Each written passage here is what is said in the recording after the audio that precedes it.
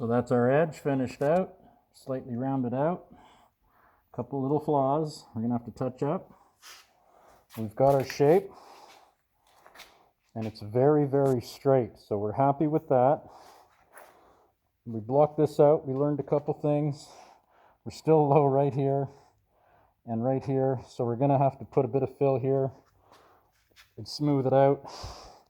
And a little bit here, but that's because I left it unfinished, and the reason for that is I knew the way the fenders make, they almost flare out a bit at the back. I'm not happy with where the lid is. Here it's flush, and everywhere else it's like the lid is too far in. But even if I pull it out, you can see high spots and lows, but it is what it is. So what we're going to do, we're going to run a bead of masking tape around the lid, and we're going to hit it with filler.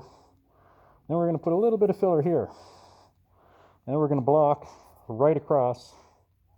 And that, when it's closed, is going to be flush. We're not going to mess with it in any other way. That way it ain't going to move. And the filler to do that is going to be, I don't know if I can show you that, but it's a little bit back here. Not as much here, so what I might do, this seems to be rounded in.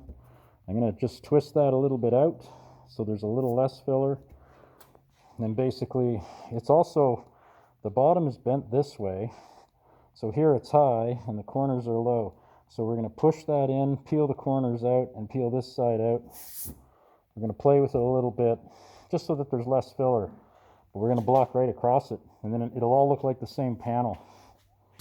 I know people say, well, you know, just try to this, that. Look, this is quite the thing. I'm not sure how it's bolted on the back. We're not going to mess with that. We added this little rubber stop up here. The way this used to be, this would come up and it would actually slap onto the fender. So by drilling a hole, we got a little tab here and this rubber with a screw in it. And what it does, the back side of this hits it, so it can't keep going up. And there's your filler in there for fuel. So that's what that is. But that's an easy way to fix that instead of trying to find a whole apparatus, because, you know, these 50s cars, it's getting very difficult to find stuff. Anyway, give me a second here. We'll try to get set up for something. So I just started hitting this, and I thought I'd show you the progress on the body line from the earlier video. And I'll show you what I'm doing on here.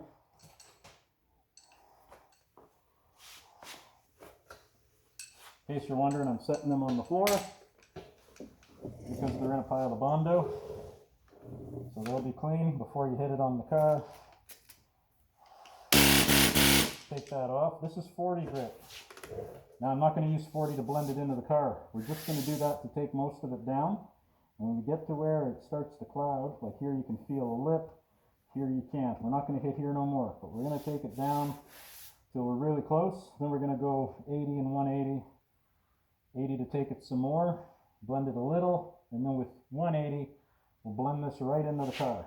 Everything, there was the odd low spot here, so we just put a skim coat. But you know, a skim coat is the thickness of a fingernail, maybe a touch more. So we already hit the little sand lines out of it, but basically,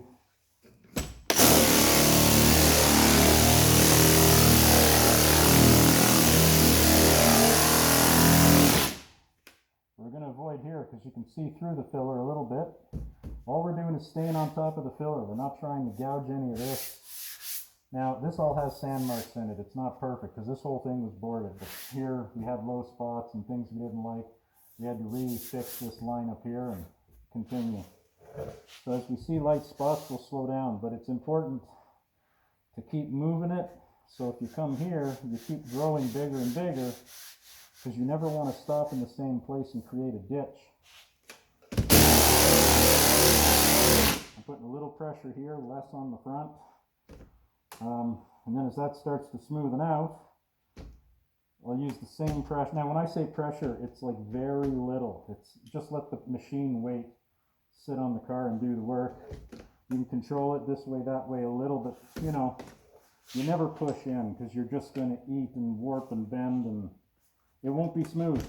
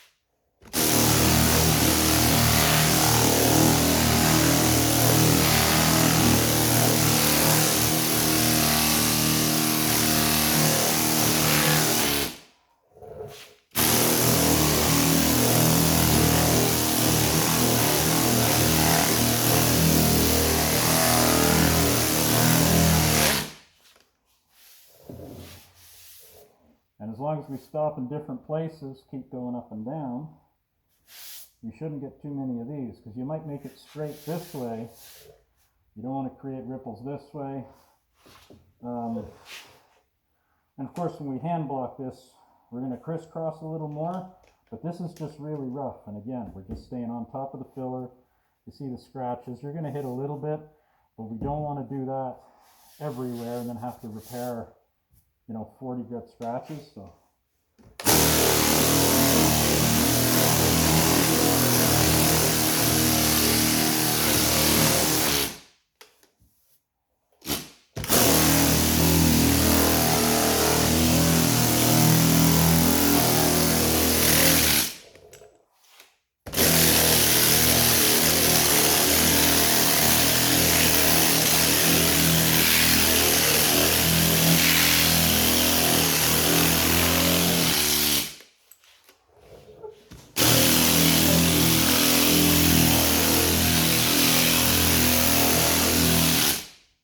now sometimes I'll angle it ever so slightly, and what that'll do is if we're creating any waves, it'll cut that wave off.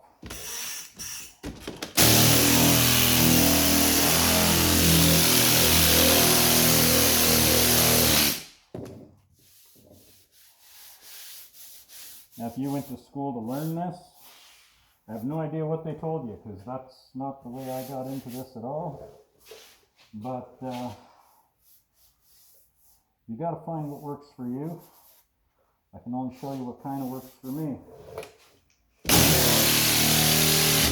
I'm just holding the weight here, and I'm putting a little bit of pressure here, but we're talking not even the weight of my hand.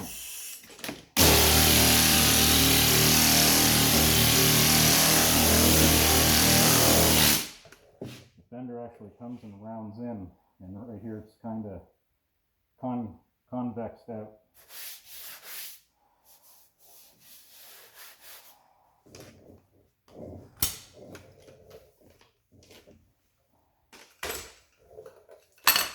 Set down our 40 grit. Here we got an Astro Pneumatic 11-inch, model number 888S. People say longer, straighter, and all that jazz, but whatever. This is nice to use. It's light and it controls really, really well. The paper I'm using on it now is 80. But it's a little wore, which is fine for what we're doing.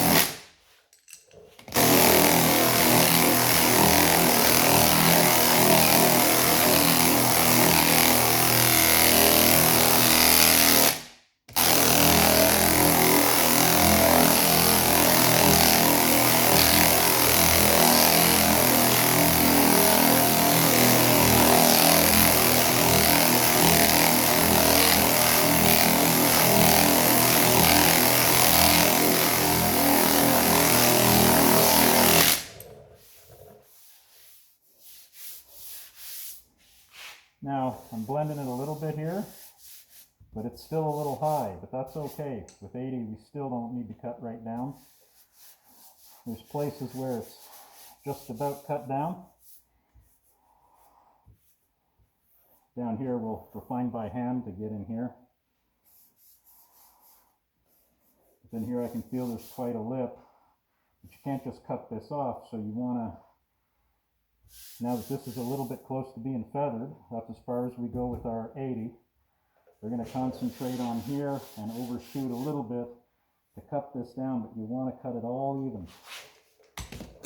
And I say cut because we're sanding, but in these rougher grits, what we're doing here with the fillers, we know the rest is really smooth because we blocked this really big already. Now we want to block this in.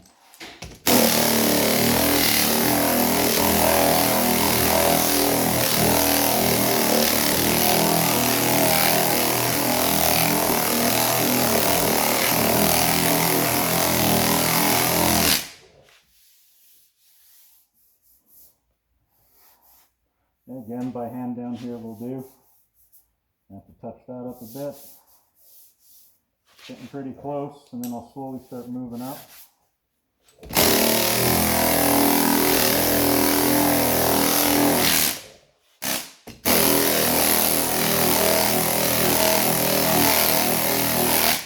This hand is floating over, this hand is holding it again.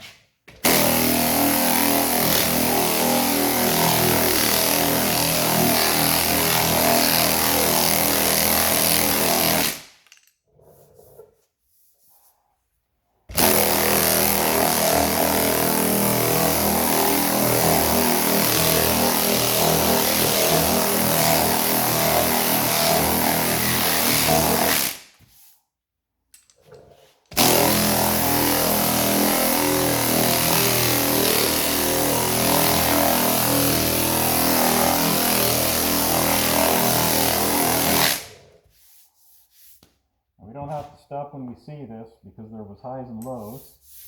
This is filler, so we can keep going. But right here, we're pretty much almost straight across. We've got a little bit of a high in here. And again, I'm not pushing here, just right in the filler. Using this hand with a bit of pressure, this is just holding her gently to the carpet.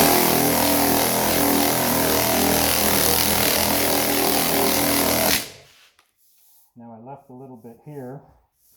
Here it's down, but if I have to go back, I can put my back end here. And we don't have to worry about cutting because we got to cut there a bit anyway.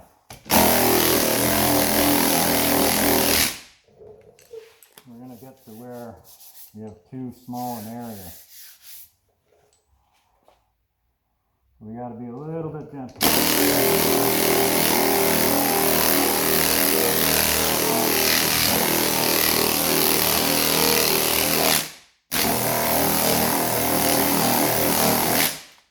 I'll tell you what though, this controls so well, I can do with this what I couldn't do with that 16-incher. So keep that in mind. If you only have one, I'd recommend this one. Once you know how to use it, things will be real nice and straightforward.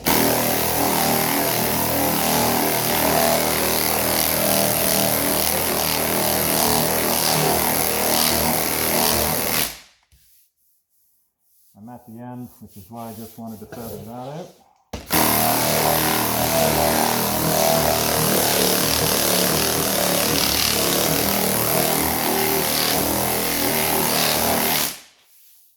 Wow.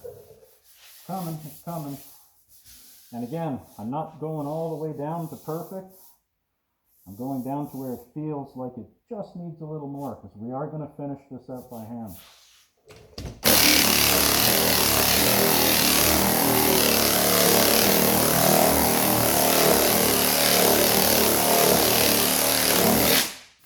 You can see here, now I know this rounds in, so there's plenty of filler here. And I only know that because we put it there, right? So once you know how you work and where you do things, it gets easier and easier, essentially.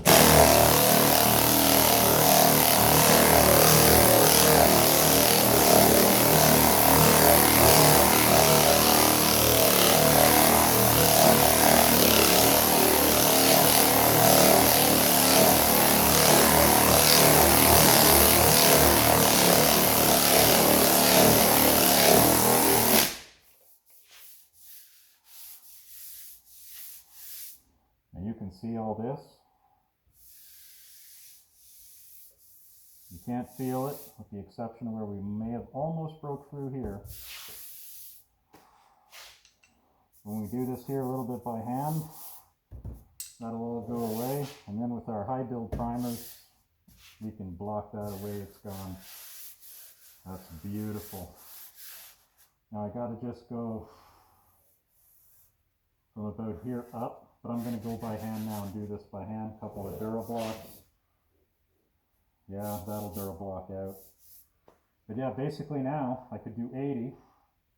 And I'll probably do it by hand, crisscross it with a Durablock. With 180, sorry, we already did. So we did 40, we did our 80. And now,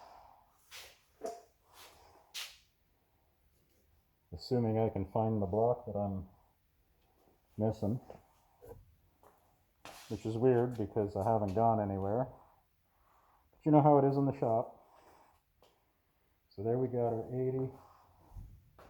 There it is. Actually, I got this handy.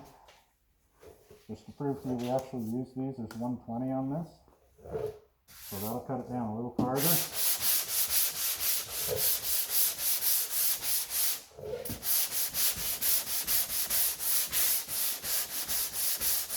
The primer I use actually will vary 120 anyway. And this isn't exactly super sharp. But for what we're doing right now, it's plenty sharp.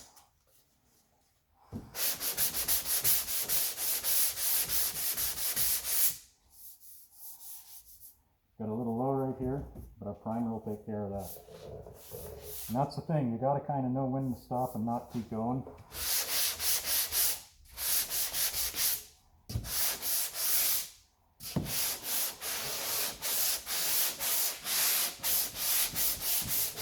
And again, I can concentrate back or front.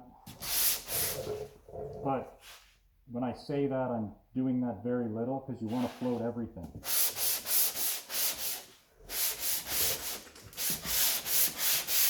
And if you can have your car up higher, obviously this is easier.